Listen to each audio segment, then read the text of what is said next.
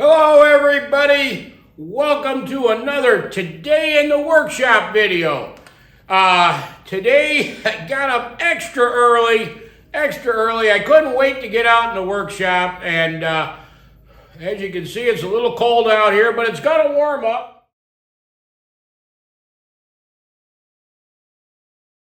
I'm going to start out with a recap of a previous project that I worked on, and that was those old metal tackle boxes that we found at the consignment. I decided to do one of them leaving the years of patina on it, and the other one I decided to, let's say, refurbish and give it a fresh coat of paint. The first one, this old beautiful old metal tackle box, just very cool patina on it. And all I did with this one here was clean up the loose rust and then give it a coat of clear coat so that it would protect it. And I was real happy with the look and how it turned out. And as you can see, I put a name on it. And the name I put on there is Gadabout. And that's kind of a tribute to a childhood hero of mine, a TV fisherman by the name of Gadabout Gaddis. Gadabout Gaddis, the flying fisherman. And he was a pioneer in TV shows, fishing TV shows, and a hero of mine when I was a child. I don't know if Gadabout ever had a tackle box because he was a fly fisherman, but I suppose somewhere at home he did have a tackle box, and if he did, maybe it looked like this one. So that's my tribute to Gadabout Gaddis. And then the other box, the green box, that was in horrible shape. It was in terrible shape. And what I did with that one was I stripped the paint down on it. I did the best I could with it. It was in rough shape, but I stripped the paint down on it. And while I was stripping the paint down, I discovered that originally the box was a beautiful robin egg blue. Just a stunning color as far as I'm concerned. So I repainted it, and it finally dried, and I wanted to show everybody how it turned out. It's not going to win any awards, but I think it turned out pretty good considering the condition this box was in when I got it. One of the problems with that box when I first got it was somebody in its history had glued sheets of cork down in the drawers, in the trays.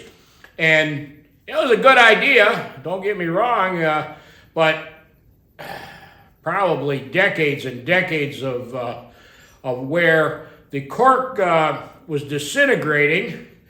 So I scraped all the cork out, but whatever the adhesive was that they used to put that cork in there, it hardened like a rock, and I could not get it out. I tried several different methods. So my solution was to, you see it advertised on TV. As seen on TV, that spray sealant, that foam sealant, the guy fixes everything with it, you know. It's got the name Flex in the name of the product.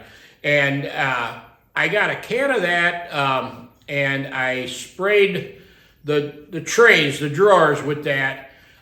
Sprayed it right over to all the old adhesive and everything. Kind of like a bed liner on a pickup truck, and it came out acceptable. It definitely better than it was. And I think it'll work. So that's the update on the tackle boxes, and I just wanted to show everybody that.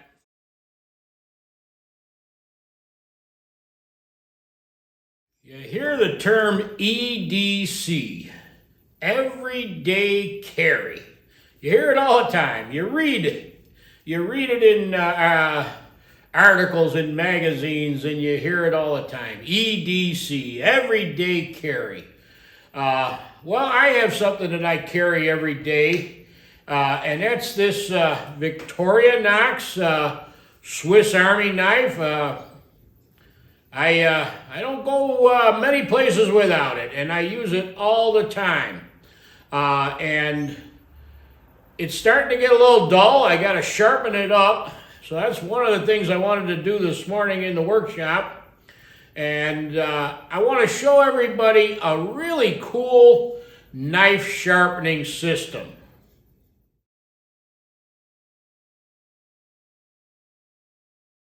Knife sharpening system that I want to show everybody is this contraption, I guess you might call it.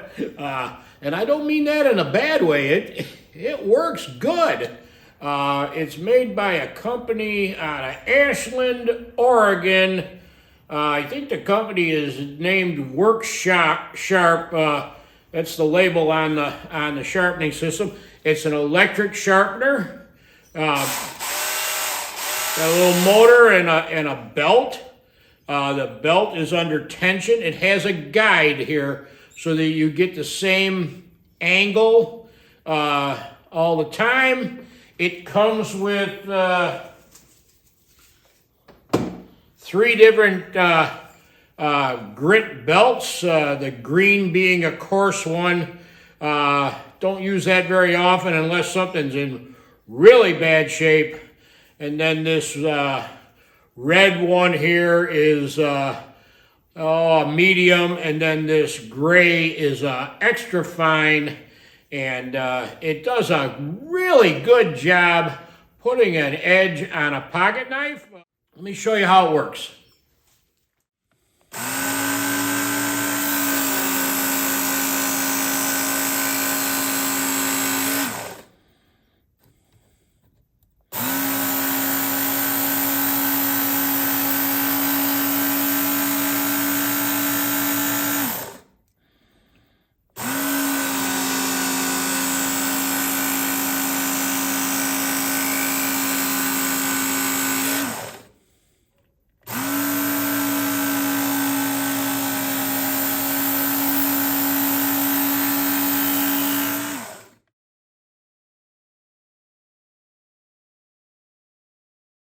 Self-knock arrows.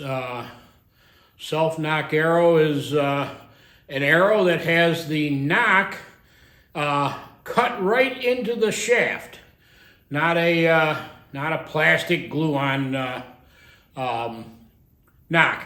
And cutting that groove sometimes can be a little tricky. And I found a pretty good way of cutting those knocks in the shaft, and that is one of these round tile cutting blades that fits in a hacksaw, and it's just a little bit smaller than the average bowstring.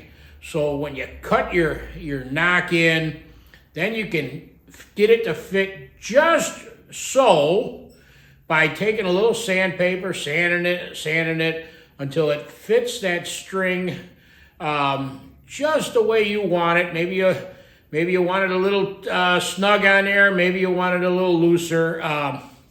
But these blades, I'm real happy with them, and they're not very expensive.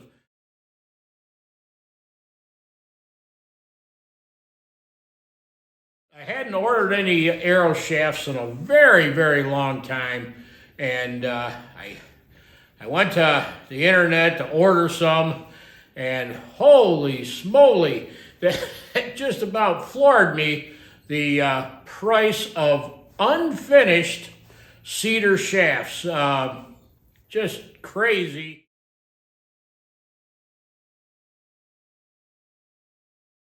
I wanted to show you one other thing with the nocks, and that's this little jig here.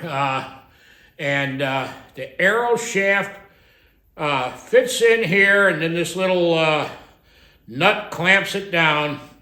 And then it has, I think you can see, it has a deep groove in it and then a shallow groove.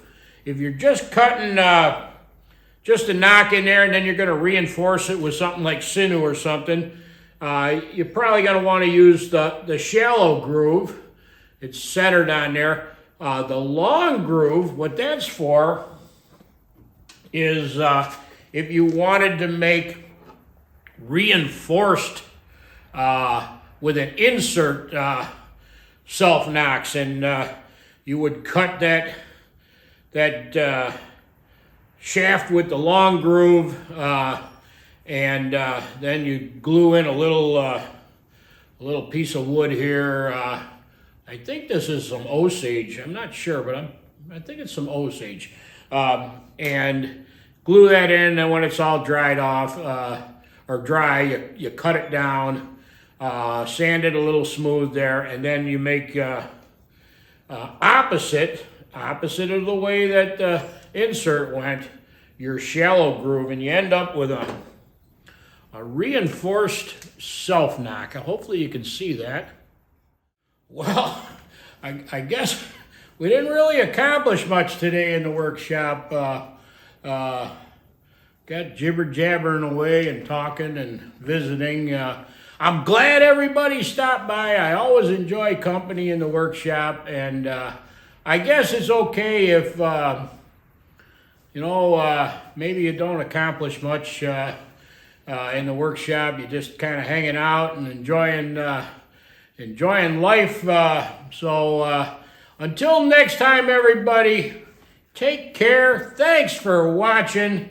Thanks for stopping by the workshop. And remember, keep on trucking.